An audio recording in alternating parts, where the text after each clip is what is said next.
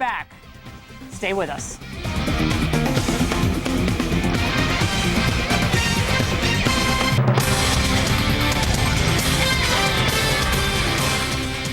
From America's Newsroom, I'm Paige Hopkins. A Pentagon review reportedly coming up with 3 options for how to proceed in Iraq. Fox News correspondent Molly Henneberg reports from Washington. President Bush says he's waiting on recommendations from the Pentagon before he makes a decision about troop levels in Iraq. And apparently Pentagon officials are considering a number of options, summed up in go big, go long, or go home. That is, go big, put in more troops. Go long, maintain a smaller military presence for a number of years, or go home, meaning get out. Republican Senator John McCain supports the go big option. We are not winning in Iraq. That's why we have to have more troops there, and we have to do it quickly. Democratic Senator Barack Obama doesn't like that idea. He says U.S. troops should be withdrawn to areas around Iraq. For only through this phased redeployment can we send a clear message to the Iraqi factions that the United States is not going to hold together this country indefinitely. And Republican Congressman Duncan Hunter has another option. Go Iraqi. Send more Iraqi troops into Baghdad. In Washington, Molly Henneberg, Fox News. And the next news break is at the top of the hour. The O'Reilly Factor continues right after this with Laura Ingraham in the seat for Bill. And remember, for all of the latest headlines, log on to foxnews.com. We did it for the clutch players. New beds, new lobbies. Courtyards changed it all for the go-to guys. Deeper mattresses, crisper sheets, wider open spaces with Wi-Fi, easy chairs, and freshly stocked 24-hour markets. All new, all for the players who suit up and take the field. Courtyard, redesigned by business travelers for business travelers. Go team. Disciplined investing. It isn't about star fund managers. At Zero Price, it's about experienced investment teams that stay the course. For each 1, 5, and 10-year period, over 70% of our mutual funds beat their Lipper average. Low-cost mutual funds from T. Rowe Price. Invest with confidence. Request a complete prospectus or profile with investment objectives, risks, fees, expenses, and other information to read and consider carefully before investing. If you're concerned about catching a cold or the flu this season, here's an idea. Move to a deserted island and avoid other people for 6 months.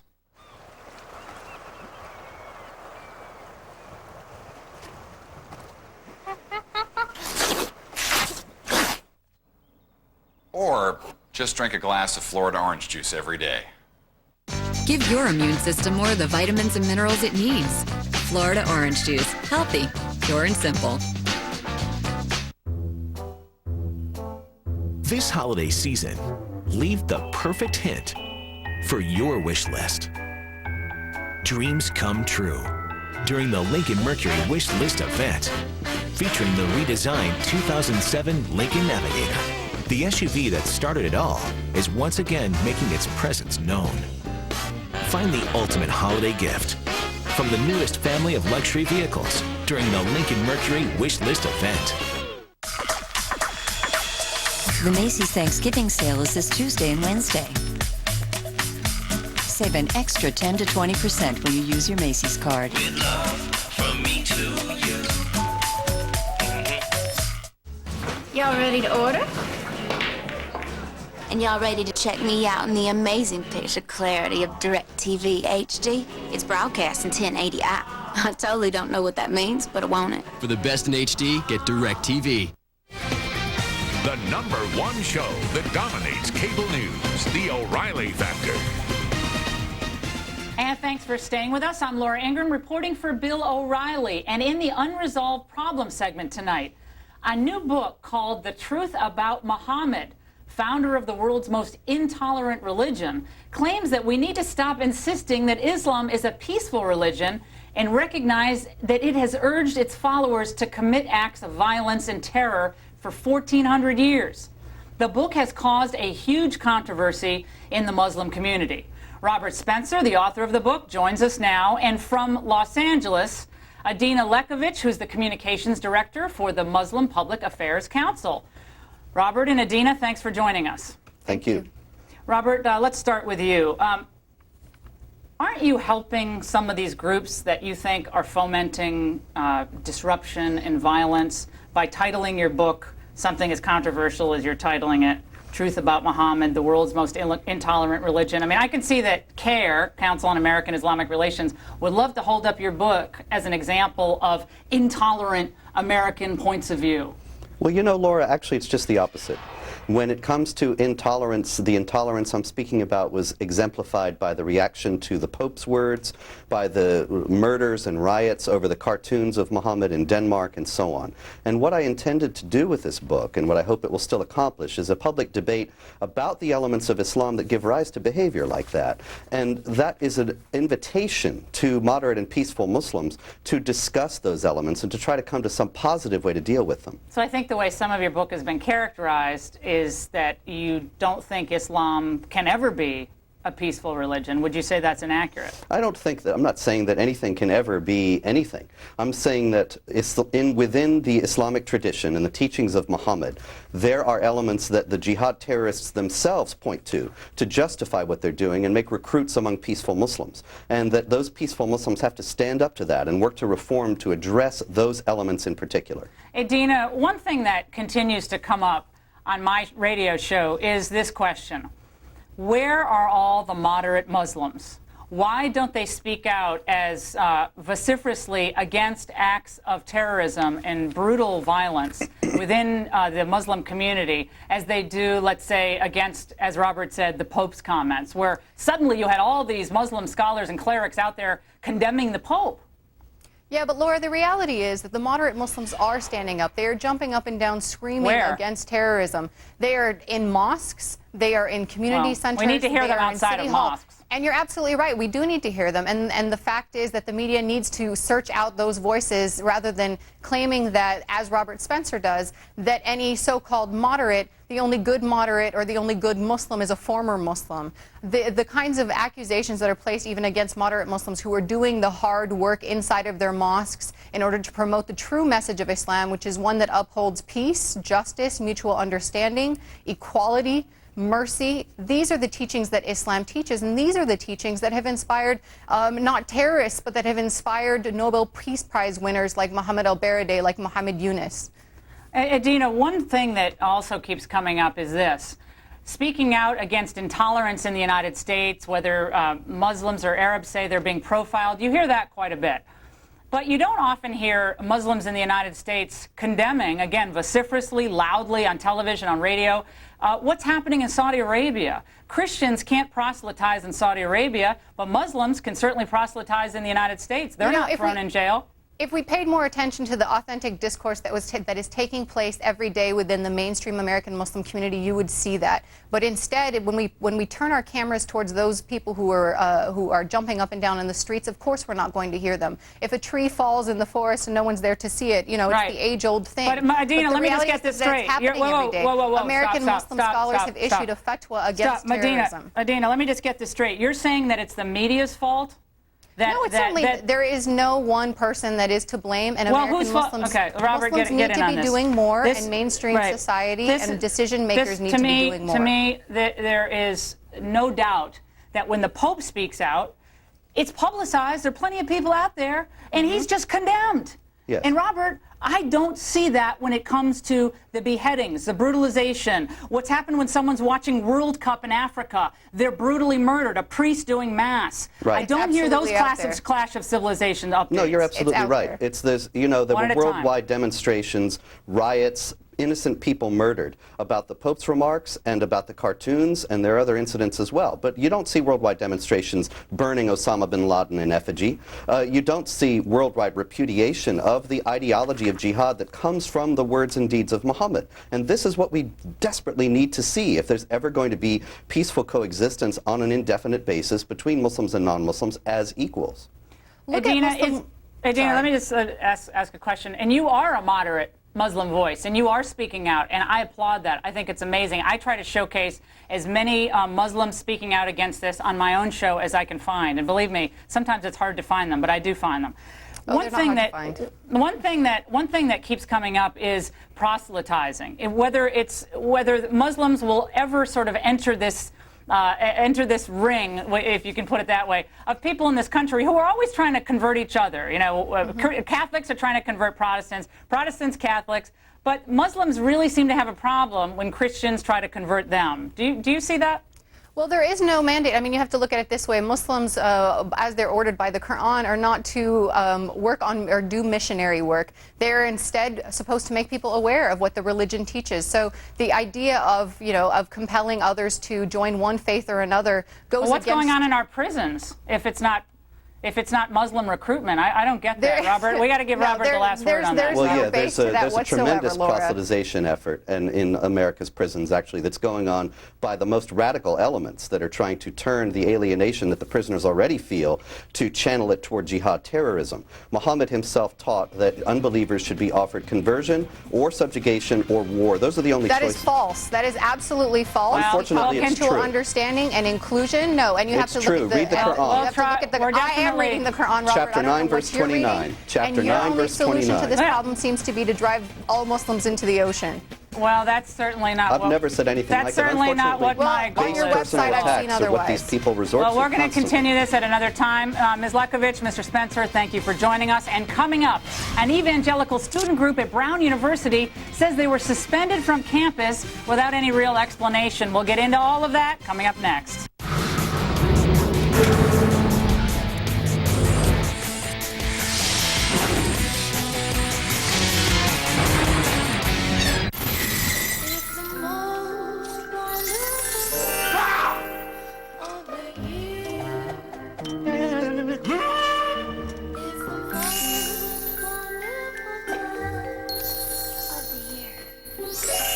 Nothing compares to the right gift. That's why our pledge is to wow everyone on your list. And now, get the movies, music, and video games they really want and earn double Reward Zone program points. Wrap up the wow, only at Best Buy. What if you could get rid of credit cards that don't offer meaningful rewards and get one that offered more ways to earn more cash than anyone else? Take charge at discovercard.com/what-if. What if you could get rid of credit cards that aren't upfront and clear and get one that gives you the tools and information to make decisions that work for you? Take charge by calling 1-800-DISCOVER. Town & Country asks, do you know what certified pre-owned means? It means you'll save when you buy your Chrysler, Jeep, or Dodge and get the most comprehensive Daimler Chrysler factory-back warranty. Only a 5-star dealer can offer this warranty, and TNC is your 5-star dealer. In other words, it's brand spanking used. So what are you driving? To find out about certified pre-owned vehicles, visit Town & Country Chrysler, Jeep in Milwaukee and Town & Country Dodge in Wilsonville. Drive home happy. Broadband is a necessity in our business. Conferences, sales meetings, video conferencing. That's the great thing about Comcast Workplace. It's just as fast when we have 100 or 150 people that all have their laptops as it is when we just have 3 or 4. I think it's 5 times faster than DSL. With Comcast, the cost savings are significant. The reliability is just awesome. For us to be competitive, everything we provide for our customers has to be top-notch. People expect speed, and that's the standard that we have to deliver.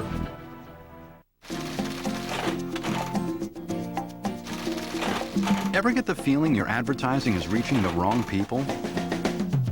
Comcast Spotlight can help. With dozens of networks to choose from, you can run your message only on the shows your customers are watching. You can even target your message geographically to reach your customers where they live. Comcast Spotlight. TV advertising without the waste. For more information, call our Portland office.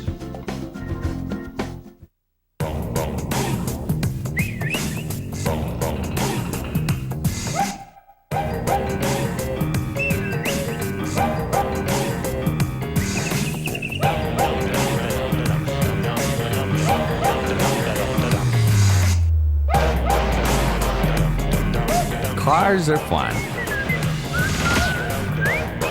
Shopping for them should be too. vhix.com. Just click autos on comcast.net. And in the personal story segment tonight, a violation of religious rights?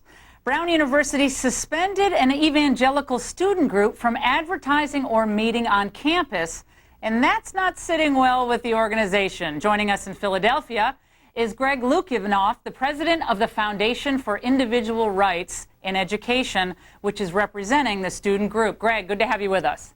Thank you so much for having us, Laura. Now, Greg, the university released a statement, Brown University, saying that they recognize a number of Christian groups and that there has to be some misunderstanding with this particular evangelical group. What's going on here?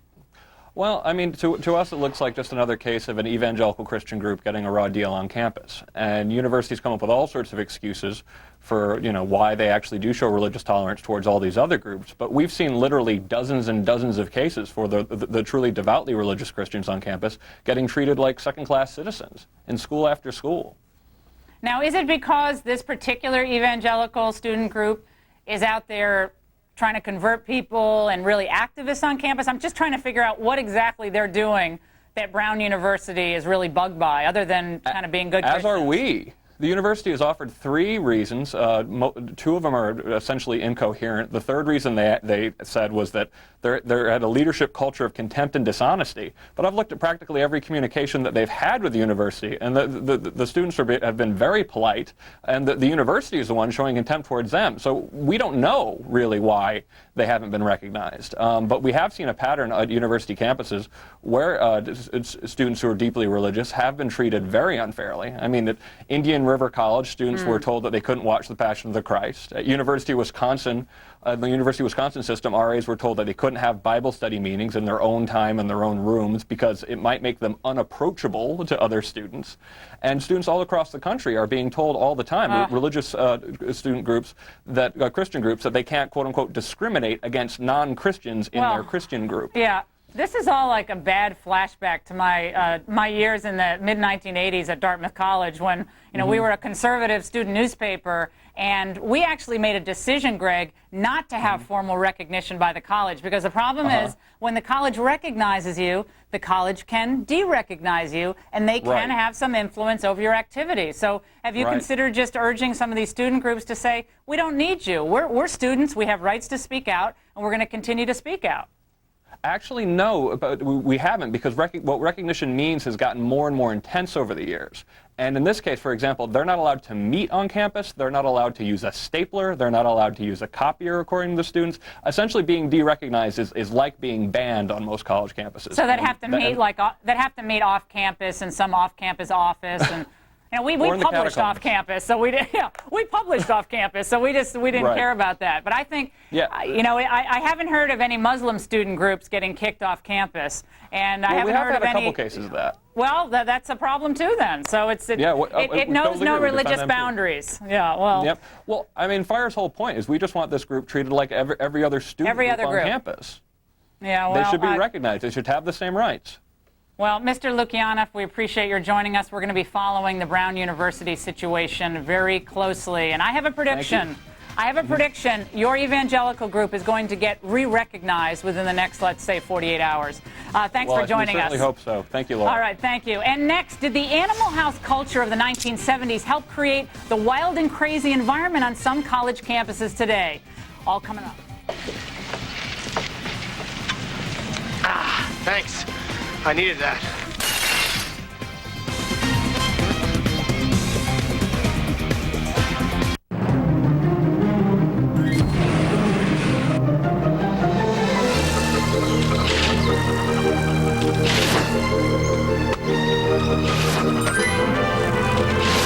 As a kid, I used technology to help people do better. Today, Scottrade does the same for online investors. If you've been thinking about moving your account, this is the perfect time to come to Scottrade. With powerful trading tools and fast, accurate $7 trades, Scottrade gives you more for your money.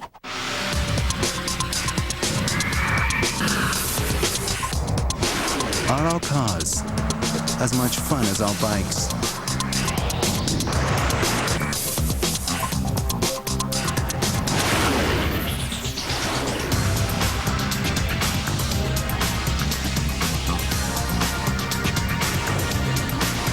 Introducing the new 2007s from Suzuki.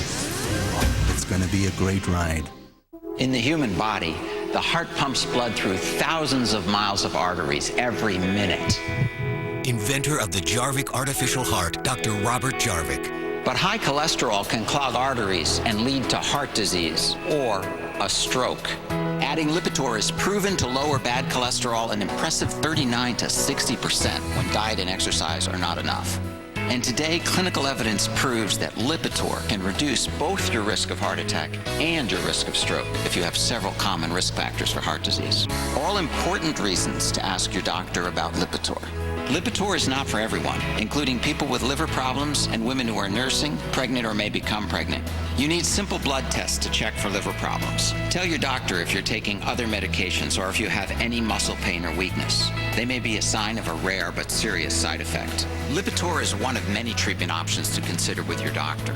Could you be doing more with Lipitor? Ask your doctor.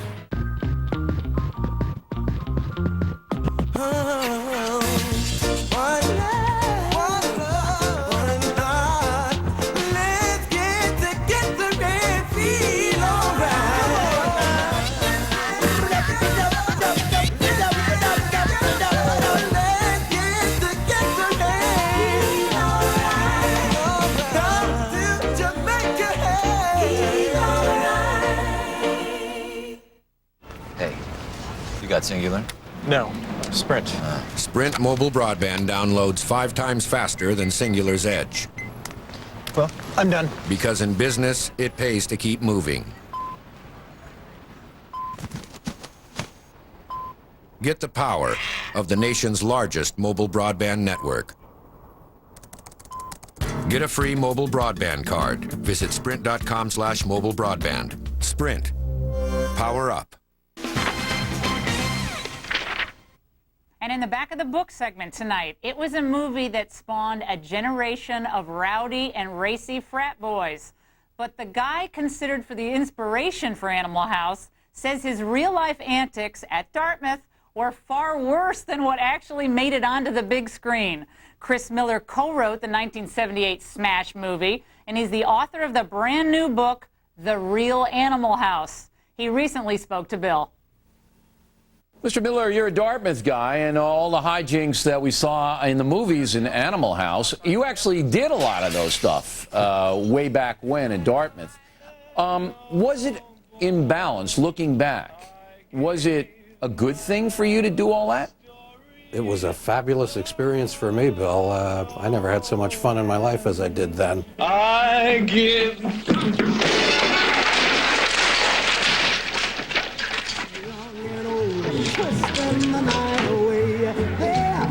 Sorry. I think that's part of the point, is that the kind of guys that go to Dartmouth live in fairly straight home situations, and then when they get out in the world after Dartmouth, they're going to be married and then a corporation or something, and this is their shot. Their shot to be wild and crazy. And when you watch the Animal House movie with Belushi and the boys, I mean, it's all good fun. It's not a malicious thing. It's hilarious. No. But since that time, as you know, there have been a lot of problems with frats and hazing and all of that. And I'm saying to myself, is this a good thing or not for America? It's been going on in America for an awfully long time. One big difference between what happened at Dartmouth in 1960 and what is going on now is that we were essentially a beer culture. And you can only get so crazy on beer.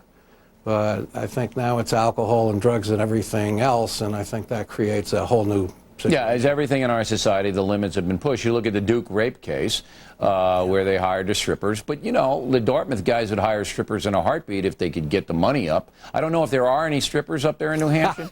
Well, that's what I was just wondering. The boundaries in society have really, really shifted into an area now where it was hazing when you guys were there. Thank you, sir. May I have another? Now they're making people have sex on buses and all of this other business. And I'm going to myself, I don't know whether this whole culture, this whole frat house, Animal House culture is good anymore. Was it over when the Germans bombed Pearl Harbor? Hell no! Germans? Forget it, he's rolling. Why is Animal House the movie held up? Because it's as funny now as it was when it came out almost 30 years ago. It's about a struggle that every person has in their own soul between the id, which would like to go nuts and act like Bluto, and the other parts of ourselves that are saying, no, you know, Better be Yeah, careful. there were no other parts except one guy in Animal House who you said, don't do that, and then, of course, he was doing it.